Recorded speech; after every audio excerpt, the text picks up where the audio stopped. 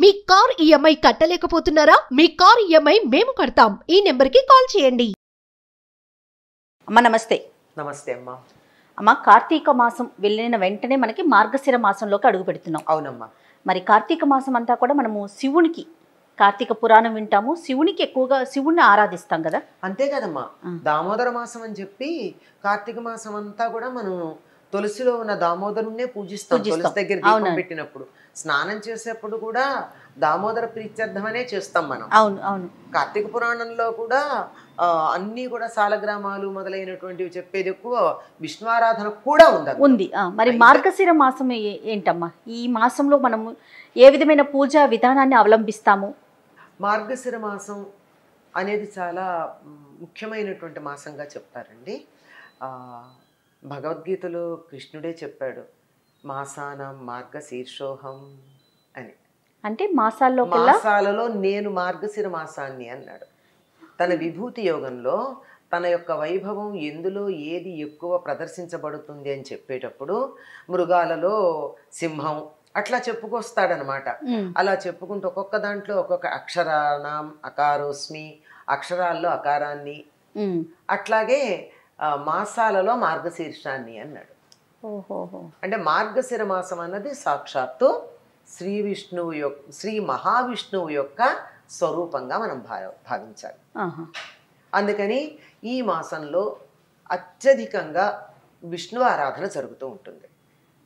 అసలు మార్గశీర్షం అంటే ఏమిటి అనగానే మనకేం చెప్తారంటే, మృగశిర నక్షత్రం పూర్ణిమ నాడు చంద్రుడికి సమీపంలో ఉన్నటువంటి మాసానికి మార్గశీర్ష మాసం అంటే మృగశిర నక్షత్రం, దానికే మార్గశీర్షం అని ప్రధానం అంటారు. అర్థం ఏమిటి? మార్గశీర్షము అంటే దారికి ముందుండేది. ఈ నెలలో ఏ పని చేసినా ఈ నెలకు ఉన్నటువంటి శక్తి వల్ల మనకి ముందుండి మనని నడిపిస్తుంది. అందుకని ఏ సాధన చేసినా అత్యధికంగా సరైన దారిలో పెడతాం, పక్కదారిని వెళ్లకుండా. దారి పక్కకి వెళ్లకుండా సన్మార్గంలో పయనిస్తాం. ఇక్కడి నుంచి నేను మీ దగ్గరికి రావాలి, ఇలా వచ్చానంటే త్వరగా వచ్చేస్తా, ఇట్లా వెళ్ళి ఇట్లా వెళ్ళి ఇట్లా వెళ్ళి వస్తే ఆలస్యం అవుతుంది. ఇలా నేరుగా జరుగుతుంది అనడానికి ఇంకొక సంకేతం ఏమిటంటే, చాంద్రమానాన్ని అనుసరించి దీన్ని మార్గశీర్ష మాసం అని అంట, సౌరమానాన్ని అనుసరించి దీన్ని ఏమంటారు అంటే ధనుర్మాసం అంటారు. ధనుర్మాసం అంటే సూర్యుడు ధనుస్సు రాశిలో ఉండేటువంటి కాలం. ఈ ధనుస్సుకు సంకేతం ఏముంటుందమ్మా? గుర్తు జ్యోతిష్ శాస్త్రం అడిగితే చెప్తారు, ఎక్కువ పెట్టిన విల్లు ఉంటుంది. ఇలా గోడకి తగిలించిందో భుజాన్ని వేసుకున్నదో కాదు, రాముడు భుజాన్ని వేసుకుని ఉంటాడు అరణ్యవాసంలో కనపడ్డా కదా. యుద్ధం చేసేటప్పుడు మాత్రమే ఎక్కువ పెట్టినట్టు ఉంటాడు. ఈ మార్గశీర్ష మాసం అంతా కూడా ఎక్కువ పెట్టినటువంటి విల్లులాగా ఉంటుంది. ఈ జీవ ప్రజ్ఞ అంటే మానవులలో ఉండేటటువంటి జీవ ప్రజ్ఞ నేను అనేది ఏదైతే ఈ శరీరం అనేటటువంటి ఉపకరణాలతో మనం సాధన, మనకి సాధనకు పనికొచ్చే ఉపకరణమే. మనకి చేతిలో ఉన్నటువంటి చీకట్లో పెడితే కాగడానో టార్చ్ లైటో లాగానే మన ఆత్మకి సాధన చేయడానికి శరీరం ఒక ఉపకరణం, ఒక సాధనం. ఇటువంటి ఈ సాధనం ద్వారా చేసేటటువంటి సాధన ఏదైతే ఉందో అది ఎక్కువ పెట్టిన వింటి నుండి వెళ్ళే బాణంలాగా నేరుగా పక్కకెళ్లకుండా లక్ష్యానికి వెళ్ళి చేరుకుంటుంది. అందుకని ధనుర్మాసంలో మన లక్ష్యం ఏదైతే ఉందో దాని వైపు సాధన చేయమని చెప్తారు. ఈ ధనుర్మాసం ఈ మార్గశిర మాసం దరిదాపుల్లో కలుస్తూ ఉంటాయి, కొంచెం అటు ఇటుగా. మళ్ళీ సమన్వయం ఎలాగూ సంక్రమణం రోజున చేసుకుంటూ ఉంటాము. ఈ సంక్రమణంలో సమన్వయం చేయడం, ఇక్కడ తేడా వస్తే రెండేళ్లకు ఒకసారి, అంటే 2 ఏళ్ల తర్వాత 3 ఏళ్లకు ఒకసారి అధిక మాసం అని చెప్పి మళ్ళీ అడ్జస్ట్మెంట్ చేసుకోవడం, మనం చాంద్రమానానికి సౌరమానానికి మధ్య సమన్వయం చేసుకుంటూ ఉంటాం. అటువంటిది ఇక్కడ ఈ రెండు కలిసి వస్తాయి గనక నేను దారిలో ముందుంటానని చెప్పడం, ఇదేమో ధనుర్మాసం అవ్వడం. ఎలా ఉంటుందంటే, వింటికి ఎక్కువ పెట్టిన బాణం కొస ఎట్లా ఉంటుంది, ఇది ఇలా వెనక్కి వచ్చే బాణం ఇలా ఉండి ఈ బాణానికి ఇటు నుంచి ఏవో రెక్కలు కడతారు తేలిగ్గా వెళ్ళడానికి. ముందు మాత్రం ఒక చిన్న ఇలా కొస తేరిన ఇనప ములుకు పెట్టుంటుంది. అవును. ఈ మార్గశీర్షానికి ఏముంటుంది, ఈ ములుకు పెట్టినట్టు పాయింటెడ్గా ఉంటుంది, సరిగ్గా వెళ్ళి టార్గెట్కి తగులుతుంది. అందువల్ల ఈ నెలంతా చక్కగా వీలైనంత సాధన చేయండి. కొంచెం చేసినా ఫలితం ఉంటుంది. పైగా ఇప్పుడు చేస్తే ఫలితం ఎందుకు ఉంటుంది అన్నది మనకి మరొక దృష్టితో కూడా పెద్దవాళ్ళు చెప్పారు. పెద్దవాళ్ళు చెప్పడం అంటే వాళ్ళు ఏం ఊహ చేసి చెప్పింది కాదు, శాస్త్రం, సైన్స్, జ్యోతిష్ శాస్త్రాన్ని అనుసరించి మనకి ప్రపంచంలో ఎవరికీ లేనట్టుగా కాలగణనం చాలా అత్యధికమైనటువంటి పద్ధతిలో సాగుతుంది. కాలాన్ని మనం బ్రహ్మాండంగా లెక్కేస్తాం, అతి సూక్ష్మ కాలం నుంచి అతి పెద్ద కాలం దాకా. అట్లాంటి వాటిల్లో మానవులకి కాస్త గట్టిగా పెద్దగా కంటికి కనపడే ప్రమాణంగా చెప్పుకునేది ఏమిటి అంటే ఒక సంవత్సరం. మామూలు నిత్యకృత్యంగా చెప్పుకునేది ఒక రోజు. మనకి ఒక సంవత్సరం జరిగితే దేవతలకు ఒక రోజు అవుతుంది. ఉత్తరాయణం అంతా వారికి పగలు, దక్షిణాయనం అంతా రాత్రి. ఇక్కడ ఉత్తరాయణం ప్రారంభం కాబోయే సమయం ఇది. దక్షిణాయన పుణ్యకాలంలో నిద్రకి, యోగ నిద్ర అనుకోండి, భగవంతుడికి కాలస్వరూపుడైనటువంటి విష్ణువు యోగ నిద్రకు ఉపక్రమించిన కాలమైతే కార్తీక శుద్ధ ఏకాదశి నాడు ఆయన మేలుకుంటాడు. అదేంటండి 6 నెలలు కదా, రాత్రి ముందరే మేలుకోవడం ఏమిటి అంటే సూర్యాస్తమయం నుంచి సూర్యోదయం దాకా పడుకుంటామా ఎవరమన్నా? 12 గంటలు పడుకోం కదా. బాగా పడుకుంటే కూడా 8 గంటలు, అంతకు మించి ఒక్క నిమిషం పడుకున్నా అనారోగ్యం. అంతకన్నా తక్కువ పడుకుంటే పర్వాలేదు కానీ ఎక్కువ పడుకోకూడదు. కనుక అలా గనక వేసుకున్నట్టయితే రాత్రి 12 గంటల్ని మనం లెక్క వేసుకుంటే ఈ 6 నెలల్లో ఏమైంది, 6 నెలల్ని 12 గంటలు అనుకుంటే ఒక్కొక్క నెల 2 గంటల కింద లెక్క అయిందా? అయింది కదా. ఇంకెన్ని నెలలు మిగిలిన్నాయి మళ్ళీ మనకి పుష్యమాసం రావడానికి, మార్గశిరం కానీ పుష్యం కానీ ఉత్తరాయణ పుణ్యకాలం రావడానికి ఇంకో 2 నెలలు ఉన్నాయి. అంటే ఇంకో 4 గంటలు, 2 నెలలు లేక నెలన్నర ఉన్నాయి. అంటే ఇంకో 3-3.5 గంటల సమయం ఉంది. అంటే మనం రాత్రి పడుకుంటే మేలుకునే సమయం ఎంత అయినట్టు? సూర్యోదయం 6 గంటల కంటే 4:30. సో బ్రాహ్మీ ముహూర్తం. సంవత్సరం అనేటటువంటి దాన్ని ఒక రోజుగా మనం దేవతలకి సంబంధించిన ఒక రోజుగా పరిగణిస్తే దేవతలకు అది తెల్లవారుజామున బ్రాహ్మీ ముహూర్తం. ఆ సమయంలో ఆయన నిద్ర లేచి అంతఃపురంలో అంటే ఆ బెడ్రూమ్లో నుంచి బయట అందరూ ఉండే చోటుకి రావడానికి కొంచెం సమయం పడుతుంది కదా. ఉన్నవాడు అట్లా నిద్ర కళ్ళతో ఇట్లా లేచి రాదు కదా. కాస్త మొహం కడుక్కోవడాలు లాంటివి, వీలైతే స్నానాలు చేయడాలు లాంటివన్నీ చేసి వస్తారు కదా. ఆ వచ్చే సమయం ఎక్కడికి అయిందయ్యా అంటే ఈ ధనుర్మాస సమయానికి అయింది. ఓహో. అందుకని దేవతలందరూ సిద్ధంగా ఉంటారు ఆ భగవంతుణ్ణి సేవించుకోవడానికి. ఇన్నాళ్ళు ఆయన యోగ నిద్రలో ఉన్నాడు, ఇప్పుడు మేలుకుంటాడు, ఆయన దర్శనం చేసుకుందామని. మనం కూడా ఆ సమయంలో ఆయన దర్శనం చేసుకున్నామంటే ఏం జరిగినట్టు? ఆయన దర్శనంతో పాటు దేవతలందరినీ దర్శనం ఒక్కసారి అయిపోయినట్టు. ఇది ఎప్పుడు అంటే మనకి మార్గశిర మాసంలో వచ్చేటటువంటి, అంటే ధనుర్మాసంలో వచ్చే ఏకాదశి ఏదైతే ఉందో దాన్ని మనం వైకుంఠ ఏకాదశి అని చెప్పి ఆ రోజు తెల్లారుజామున ఉత్తర ద్వార దర్శనం. అంటే ఉత్తర ద్వార దర్శనం అంటే ప్రైవేట్గా మనకు ఆత్మీయులైన వాళ్ళకి మాత్రమే, ఆంతరంగికులు మాత్రమే దర్శనం ఇచ్చే చోటు, మిగిలింది పబ్లిక్ బయట ఇచ్చేటటువంటిది. అలాంటి దర్శనం కోసం చూసేటటువంటిది ఏదైతే ఉందో అలాంటి కాలం ఇది గనక ఈ సమయంలో ఏది చేసినా బాగుంటుంది.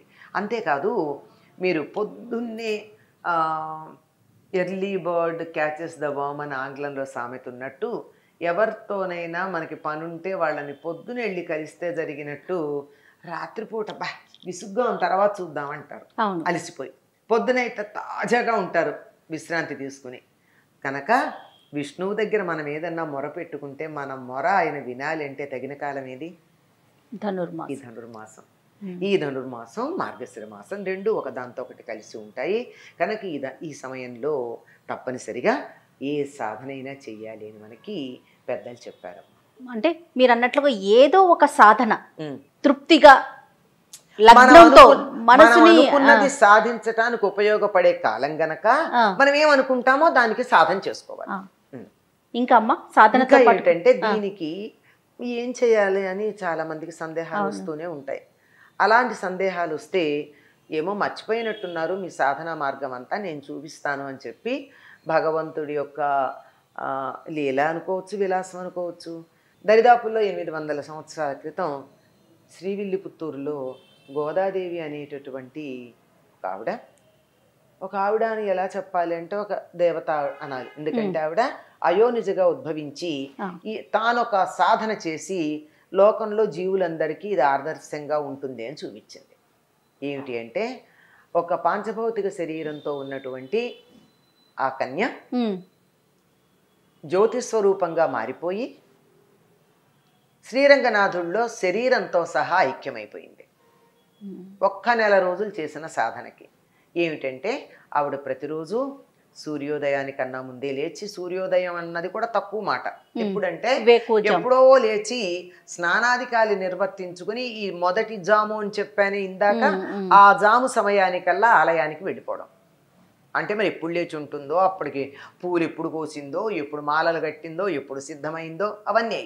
తానొక్కటి కాకుండా చెలులందరినీ తీసుకుని వెళ్ళి ఆ విధంగా చేసి ఆ నెలంతా కూడా రోజు ఒక్క పాసురం చొప్పున భగవంతుడి మీద చెప్పుకుంటూ సాధన చేసి సరిగ్గా ధనుర్మాసం పూర్తవుతూ ఉంది అనంగా మకర సంక్రమణం జరిగేటటువంటి రోజున, అంటే ధనుస్సు పూర్తయిపోయి మకర రాశిలో సూర్యుడు ప్రవేశించేటటువంటి రోజున ఆ తల్లి సాక్షాత్తు ఆ కాలస్వరూపుడైన నారాయణుడి అవతారమైనటువంటి రంగనాథుడిలో కలిసిపోయింది, ఐక్యమయ్యారు.